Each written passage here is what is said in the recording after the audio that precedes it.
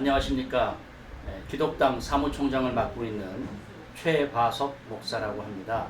제가 오늘 특별히 좀 말씀드리고자 하는 주제는 요즘 동성애자라는 성소수자 이런 자들에 의해서 사회가 현재 많이 시끄럽고 동성애를 지지하는 사람들도 있고 동성애를 반대하는 사람들도 있고 동성애가 무엇인지조차도 잘 모르고 있는 분들도 너무 많기 때문에 제가 오늘 특별히 성소수자 그 의미는 무엇이고 왜 이것이 우리 사회에서 합법화되어서는 아니 되는지에 대해서 제가 여러분에게 잠시 좀 말씀을 드리고자 합니다. 첫째, 우리는 이러한 의문을 가질 것입니다. 동성애자의 그들의 사랑을 왜 남들이 막는가 하는 이야기입니다. 그들끼리 좋아하는데 왜 그들의 자유를 제한하는가 하는 이러한 질문들을 많이 할 것입니다. 그렇다면 먼저 막는 이유에 대해서, 반대하는 이유에 대해서 무슨 근거가 있는지에 대해서도 우리가 한번 생각해 보아야 될 것입니다. 여러분, 성소수자라는 용어를 사전에서 검색을 해보면 LGBT라는 용어가 나오는데, 성소수자 중 L이 뜻하는 것은 레즈비언을 이야기합니다. 그 다음에 G가 뜻하는 것은 게이를 이야기하고요. B가 뜻하는 것은 양성애자, 바이섹슈얼을 이야기합니다. 또 T를 이야기하는 것은 성전환자, 트랜스젠더라고 하죠. 그래서 이 네 부류의 어떤 성적 소수자들을 이야기할 때 우리는 LGBT 성소수자라는 이름으로 이야기하고 있습니다. 여러분 잘 아시다시피 레즈비언은 여성들 간의 사랑을 이야기하는 거죠. 그리고 게이는 남자들 간에 서로 사랑을 느낀다는 겁니다. 이 레즈비언이나 게이에서 제일 중요한 것은 그들은 여성과 여성, 남성과 남성, 동성 간에 사랑하는 것이지 이성에게 전혀 성적 매력이라든지 이성 간의 어떤 사랑의 감정을 느끼지 못하는 사람들을 의미하고 있습니다. 근데 여기서 바이섹슈얼이라고 하는 양성애자라고 하는 부류가 나오는데 이 양성애자들은 동성도 좋고 남성도 좋아한다는 그런 사람들입니다. 그렇기 때문에 이성과 남성을 동시에 좋아할 수 있기 때문에 대개 동성 간의 어떤 사랑을 나눌 때 그들이 이성이 아니기 때문에 학문 섹스를 주로 하게 되는데 이 학문 섹스를 통해서 많은 질병이 유발되고 건강이 훼손되는 사례가 많이 이미 알려져 있습니다. 근데 게이나 레즈비언은 그런 성적인 문제에서 크게 그들만의 문제로 국한되기 때문에 문제가 되지 않는데 이 바이섹슈얼 양성의 자들은 동성 간의 학문 섹스를 통해서 우리가 잘 아는 대표적인 AIDS라고 하는 성병 내지는 그 에이즈 질병을 갖게 될 확률이 굉장히 높아지고 그렇게 해서 감염됐을 그런 AIDS가 이성 간의 성적 접촉을 가짐으로써 전혀 생각지도 않았던 이성이 에이즈에 걸리게 될 확률을 유발시킨다는 데 큰 문제가 있다는 것입니다. 또 한 가지는 성전환자, 트랜스젠더라고 하죠. 그들을 네 부류를 이야기해서 우리가 성소수자라고 이야기하는데 우리가 가장 문제 삼는 것은 바이섹슈얼, 그러니까 양성애자들에 관련된 이야기입니다.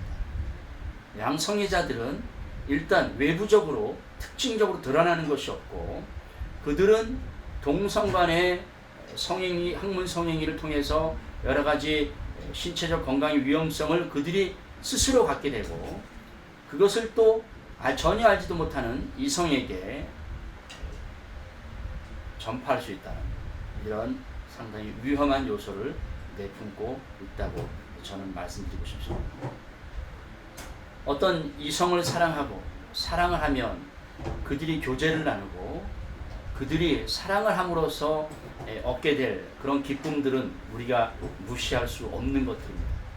그러나 문제는 상대방이 전혀 알지도 못하는 상태에서 피해를 본다면 그것은 큰 사회적 문제가 될 수 있다고 저는 여러분들에게 이야기하고 싶습니다.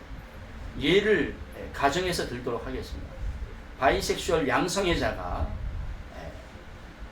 같은 동성 간의 학문 성행위를 통하여서 만약에 에이즈에 감염됐다고 생각해 봅시다. 그는 또 다른 이성을 사랑할 수도 있는 그런 양성애자입니다. 근데 그 상대는 그가 양성애자인지 전혀 알지 못하는 상황에서 사랑을 갖게 되고 에이즈에 걸리게 되고 그 상대했던 이성이 또 다른 이성에게 전파됨으로써 질병이 유발될 수 있는 굉장히 위험한 요소에 노출되어 있다는 것을 저는 말씀드리는 것입니다. 우리가 남에게 피해를 주면 그것은 범죄라고 이야기합니다. 그리고 형법상의 처벌을 받게 되어 있습니다. 그러나 지금 우리가 이야기하고 있는 이런 양성애적인 성문화, 양성애적인 이런 위험 요소들은 누가 범죄라고 이야기하겠습니까? 누가 피해를 봤다고 이야기하겠습니까? 우리가 알지도 못하는 사이에 이 성소수자의 권리 주장에 의해서 이것이 합법화된다면 큰 사회적 문제로 커질 수밖에 없다고 저는 여러분들에게 이야기하고 싶습니다. 여러분, 얼마 전에 그 아프리카의 한 대통령이 오바마 대통령이 4억 불의 원조를 주겠다고 이야기했을 때 그 대통령은 4억 불의 원조도 필요 없다고 거부했다는 뉴스를 들은 적이 있습니다. 오바마의 원조 조건은 동성애를 인정하라는 조건이었다고 뉴스에서 들었습니다. 근데 그 대통령이 속한 국가, 그 나라에 에이즈가 약 40% 가까이 퍼져 있었다고 합니다. 동성애를 인정했을 때. 그런데 그 동성애가 가져오는 사회적 질병 유발이 또 그로 인한 사회적 비용이 너무너무 막대해서 4억 달러 미국에서 원조해 주는 것은 큰 의미가 없다는 것을 그 대통령은 알고 있었습니다. 그래서 그 대통령은 그 원조를 거부하고 동성애를 불법화했고 동성애자들을 처벌하는 단계에 이르렀고 또한 그것을 정화시키기 위해서 기독교를 적극적으로 받아들여서 사회가 많이 정화되었다고 이야기가 나온 사실을 저는 뉴스에서 접한 적이 있습니다. 여러분, 한국 사회도 급격히 동성애가 합법화되기를 바라는 사람들이 많고 그 운동을 하는 사람들은 많습니다. 그 반면에 여러 가지 가져올 문제들을 생각하고 동성애를 반대하는 사람들의 무리도 많습니다. 저희 기독당은 그 가운데서도 대표적으로 동성애를 반대하고 있습니다. 왜냐하면 정치적으로 보더라도 동성애자들에 의한 문란한 성생활로 인한 사회 혼란과 사회적 비용은 결국 정치적인 문제라고 저는 말씀드리고 싶습니다. 에이즈에 걸리게 되면 일단 모든 치료비의 90%는 국가에서 되고 10%만 개인이 부담하는 걸로 되어 있다고 알고 있습니다. 또한 에이즈에 걸리는 동시에 생활보호 대상자가 되어서 생활비와 거처, 여러 가지 생활 지원을 국가에서 하고 있다는 사실을 저는 알고 있습니다. 여러분, 많은 국민들의 세금이 자신의 성적 취향과 어떤 그런 이익을 위해서 노력하는 사람들에게 주어진다면 그것은 좀 불합리하다고 생각하지 않습니까? 우리는 이 사회를 함께 공유하고 서로 건전하게 이 사회를 아름답게 이끌어가야 할 책임이 있습니다. 그렇다면 각자가 각자의 위치에서 자기 역할을 감당하는 것이 중요하다고 생각됩니다. 그러기 위해서 우리가 법을 지키고 그러기 위해서 우리가 서로 양보하며 살아가는 것이 이 사회입니다. 그런데 동성애자들, 성소수자들, 이런 자유와 인권, 평등, 권리라는 이름을 내세워서 그들의 많은 사람에게 피해 입힐 수 있는 그런 사회적 여건까지 무시한 채 합법화를 주장하고 있습니다. 이것은 저는 옳지 않다고 생각됩니다. 그들이 진정 자신의 자유를 찾고 사회의 전체 구성원들을 생각한다면 그들도 양보해야 할 것은 양보해야 할 것입니다. 그러기에 저는 그들이 스스로 제한된 공간에서 그들만의 누리는 문제라면 이 문제를 그렇게 크게 다루고 싶지는 않습니다. 왜냐하면 어차피 그들은 그 일을 벌일 테니까요. 그러나 제가 이야기하고 싶은 것은 그것을 합법화 인정을 받고 그것이 마치 누구나 해도 괜찮은 것처럼, 그것이 아무 문제 없는 것처럼 포장된다면 그것은 사회를 혼란시키는 주요 요인이 될 것입니다. 그리고 그것은 우리가 정확히 알지 못하는 상태에서 그것을 용납할 수밖에 없을 때 이것은 큰 사회 문제로 다시 우리에게 돌아오고 전 국민의 공동 부담으로 돌아오게 될 것이기 때문입니다. 그래서 저는 여러분들에게 제안합니다. 성소수자 여러분, 여러분들의 사랑과 여러분들의 자유, 여러분들의 권리를 막을 이유는 없겠죠. 그러나 여러분들도 여러분들이 사회에 대한 책임을 가지고 여러분들 자체 내에서 그러한 문제들을 해결해 주시기 바랍니다. 이것을 마치 헌법적으로 자유를 인정받고 모든 권리라고 생각하신다면 그것은 바람직하지 않다고 저는 이야기하고 싶습니다.